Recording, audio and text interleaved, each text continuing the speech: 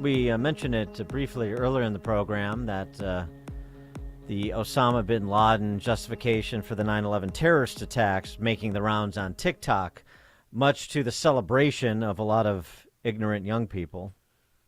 What do you do? I need listeners to help me. My kids have TikTok. I want to cut them off. I want to either take a stick and beat them to death or cut them off entirely. I know Betty's listening. She drove me down here, but I'm really pissed off. Probably not the stick and the beating to death. Not a tiny stick. I mean a real, like a good club. Yeah, like probably not that route, but Yeah. maybe some reasoning with them. Do you really want to How about partake in a platform that that platforms Osama bin Laden's justification for killing 3,000 Americans? Probably not. Probably not. But that's not. But that's not the only thing making the rounds. Something that's something that's more relevant and more a subject of conversation among the civilized and the enlightened would be the 2017 comments from Abdullah bin Zayed, who is the son of the founder of the United Arab Emirates. Mm-hmm. He had a message to the West, Europe, and the United States with respect to Islamofascists. 2017, 6 years ago. And let me say this in English so you can understand what I'm saying. I have translation. No, I know you have translation, but I just want to make sure you get it right. There will come a day that we will see far more radical extremists and terrorists coming out of Europe because of lack of decision-making, trying to be politically correct, or assuming that they know the Middle East and they know Islam and they know the others far better than we do. And I'm sorry, but that's pure ignorance. That day has arrived in pertinent part as we've seen in college campuses and the streets of major Western cities. What did he want? He wanted the military junta crackdown on the street? What? I think he's just suggesting that we don't appreciate the threat that Islamofascists pose, and he's right about that. Despite 9/11, despite Al-Qaeda, despite ISIS, despite 2 decades in Iraq and Afghanistan, we still don't really appreciate it. And where are we 6 years later? We have the administration, the President of the United States and his administration underwriting the leading state sponsor of terror, filling their coffers with another $80 billion they wouldn't otherwise have if he would do things like not pay cash for hostages and not underwrite their oil exports, for example. For more on this, we're pleased to be joined by Reuel Marc Gerecht. He's a senior fellow at the Nonpartisan Foundation for the Defense of Democracies and former Iranian targets officer in the CIA. Reuel Marc Gerecht, thanks for joining us. Appreciate it. My pleasure. What about what that Emirati sheikh said 6 years ago? Was he prescient?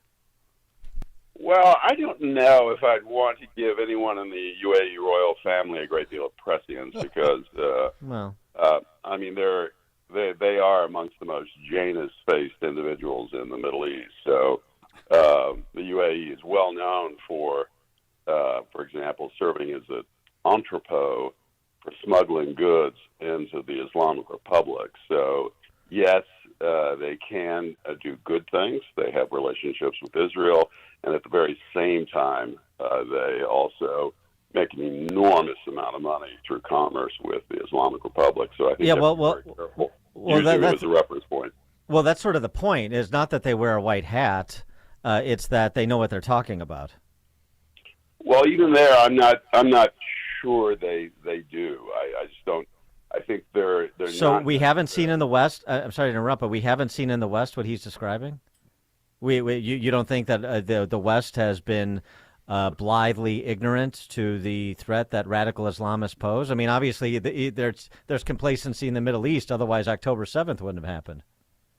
Well, no, I think there has been blindness in the West on sort of a marriage between radical left politics and a certain Islamist sympathy. And I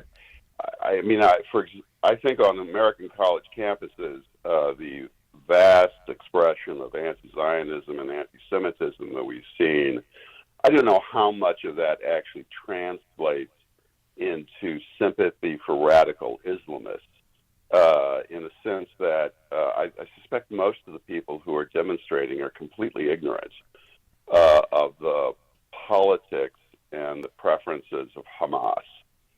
And they frankly probably don't even care. Their primary objective is to attack Israel and in many cases to damn Jews. And to attack America, to attack the West. But so what about the administration policy? I mean, it's sort of baffling, at least to me, that against the backdrop of what the administration has already done with the Iranian nuclear deal, going back to Obama to present, and the underwriting, as I said, of the oil industry in Iran, that they would release, unfreeze another $10 billion just this week. Is there an explanation for that? Well, I mean, I think the administration is caught on Iran. I mean, they had taken a certain approach. They wanted to revive the nuclear deal. They wanted to try to find some means to essentially bribe, buy off, delay Iran's development of nuclear weapons. That approach hasn't worked, but it's more or less still on autopilot. So they can't really unhook themselves. Now, when October 7th happened, it did briefly paralyze them, and that's why it appears that the funds that were transferred from South Korea to Qatar, the $6 billion, which was supposedly a ransom payment for Iranian Americans being released, that appears to have been refrozen. I mean, it's unclear. No one wants to say explicitly that's the case, except a deputy secretary of Treasury in private meetings with Democrats on the Hill that no one else was permitted to be at. But so they understand at least the PR problems involved. I actually think they're not going back to in this approach. I think it's probably dead. They just haven't figured out what else to do. So they're stuck in limbo land because they have a certain approach that the Democrats have had since Obama, and they don't really know what else to do. And you think that Iran will escalate or initiate escalation here in the region? I think they have done so. The issue is for them is calibrating it.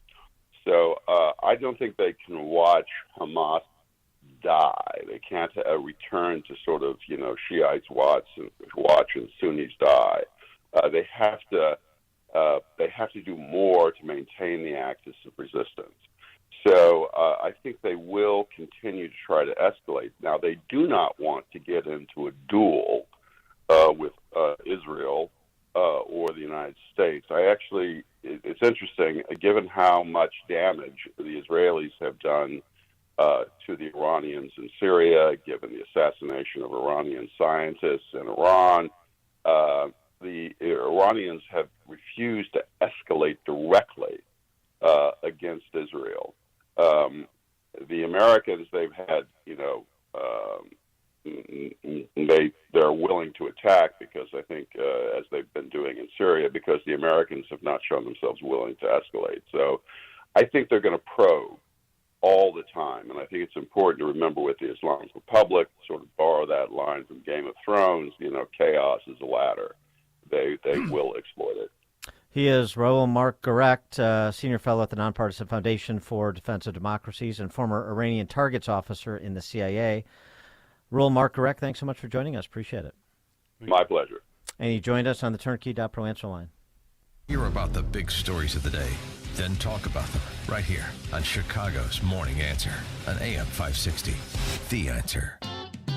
Over 30 years ago, the challenge was accepted, and the Pride Stores has been redefining the convenience store experience throughout Chicagoland ever since. In the spirit of giving thanks this month to the surrounding communities for